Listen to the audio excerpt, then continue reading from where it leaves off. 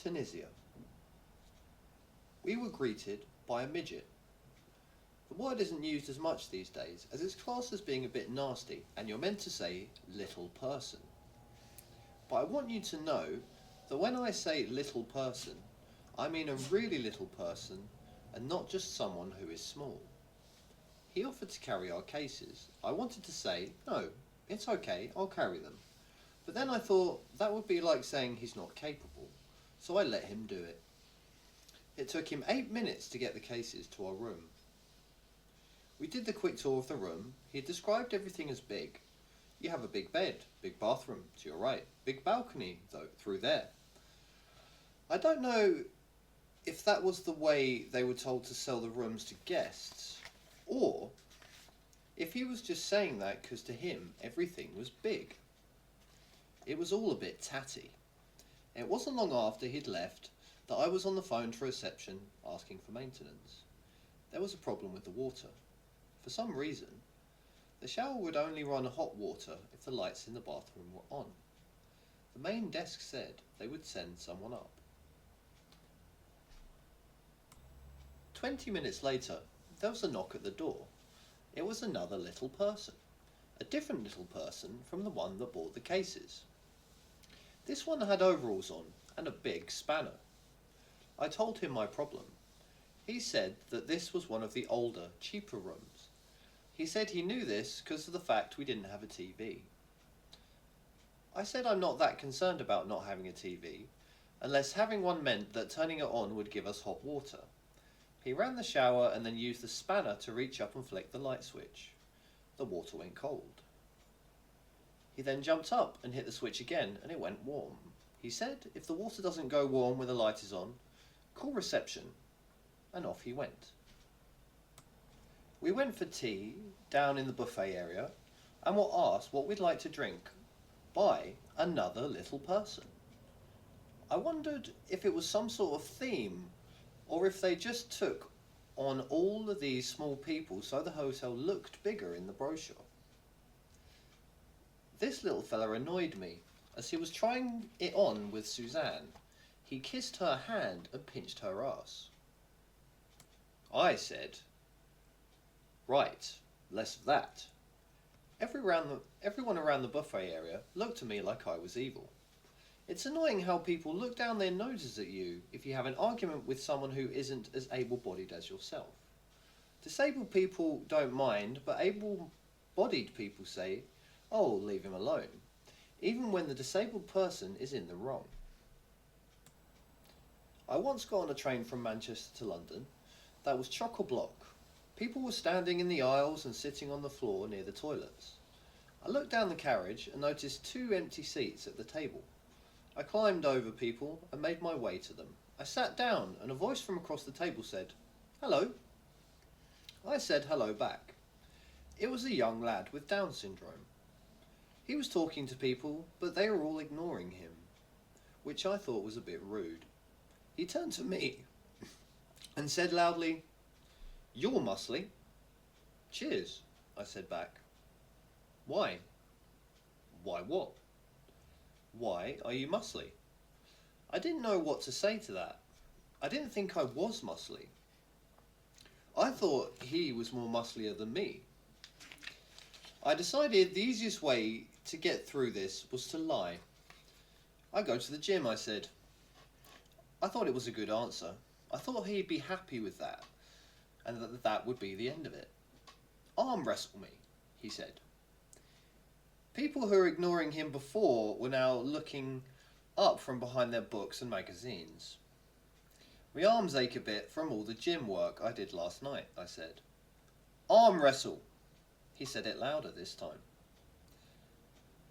This is the bit that proves my point. The people on the train were looking at me like I was being mean because I wouldn't arm wrestle him. Arm wrestle, arm wrestle. I arm wrestled him.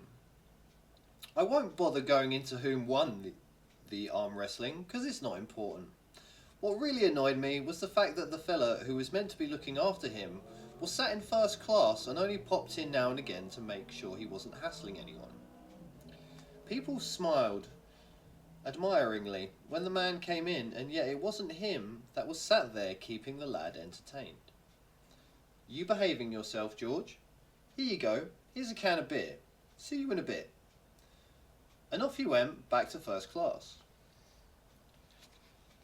The beer seemed to calm him down, and he ended up talking to me about how he liked to eat Chinese and sausages, but couldn't have too many of them because they weren't good for his heart.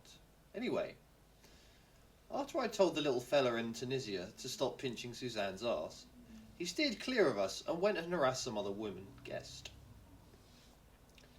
The next morning, we had a greeting meeting in a discotheque that was joined to our hotel. It was a dark, dingy place with carpet on the walls. At the time, that seemed quite odd, but it doesn't anymore. I think that's due to the fact that I wallpapered over a big mirror in our flat. It's only a small flat, and the fella who owned it before us thought that having a mirror on the wall would make it feel bigger. I didn't think it did. It just made it look more messy, because if the room was a mess, you could see the mess twice. I looked at taking it down, but I was told it might rip the plaster off the wall, so I left it up and wallpapered over it. When I tell people, they look at me like I'm daft, but I think it looks alright. I just have to remember not to nail any pictures up. So, we had our greeting meeting, and we're told the usual stuff like, don't flush too much toilet paper down the toilet, and make sure you drink lots of water. And then, we were told a few facts about the place. The rep said a lot of films had been filmed in Tunisia.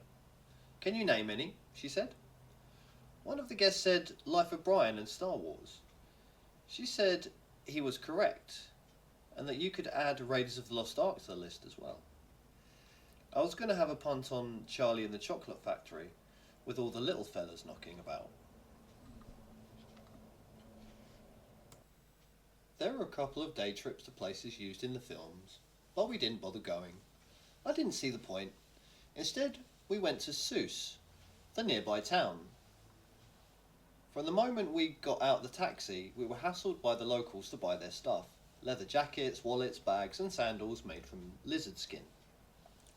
I never want shoes made from lizard skin. I don't think they sound that comfy. I remember thinking the same thing when Jimmy Nail sang about crocodile shoes. I read something once about how the lizards were sick of being captured by the locals and made into shoes, so they got matey with the local scorpions. The lizards live in holes in the sand, and the local people used to just stick their hands down the holes and grab them.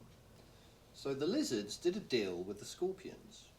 They allowed them to use their holes as a home, as long as they guard the lizards. Along came a local man thinking about making some nice lizard flip-flops, finds a lizard hole, sticks his hand in, scorpion kills him. It amazes me how creatures sort stuff out. The locals have stopped doing it as much now, but this has put the price of flip-flops up because of the danger involved. There were loads of odd creatures in Tunisia. I think it's because of the heat. My brother said he noticed the same thing in Cyprus. He said the flies were that big you couldn't fit them in a matchbox. I don't know why he was trying to. In Tunisia, loads of weird flying cockroaches used to come out at night and fly into people. I don't think they should have wings because they didn't know how to use them. Moths are the same. I think it's mad how they don't have eyes and yet are given wings.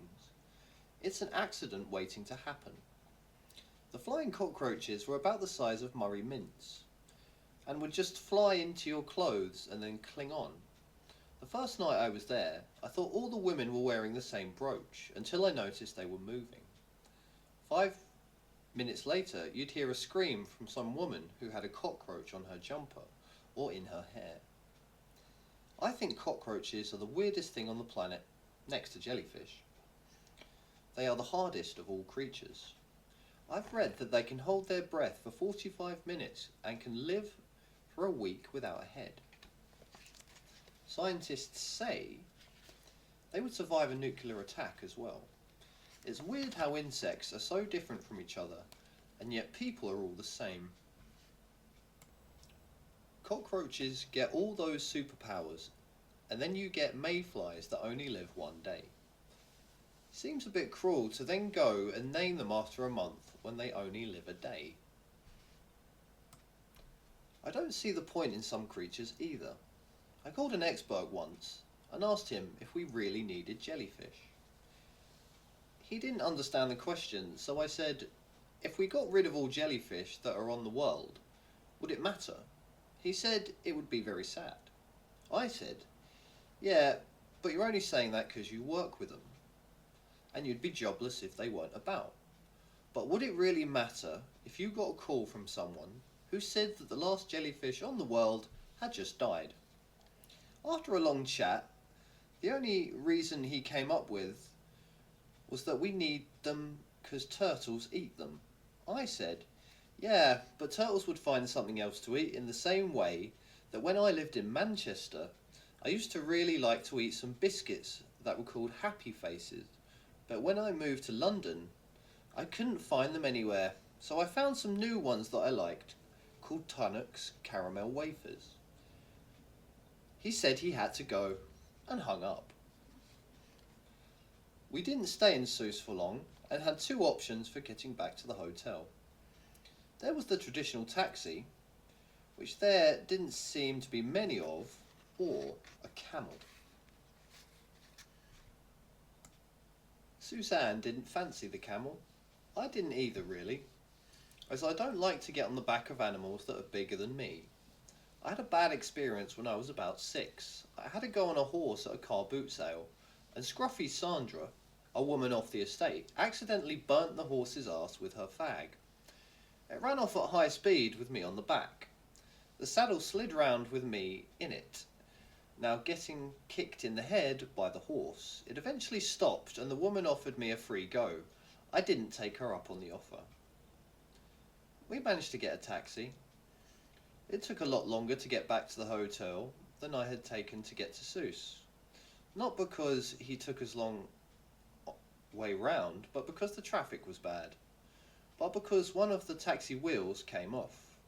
It came undone and jammed under the wheel arch, putting the car into a skid. We didn't have a spare or any tools and told us we might be better off walking. We were in the middle of nowhere, about 90 degrees in the shade, with no water. Suzanne said, we're not walking.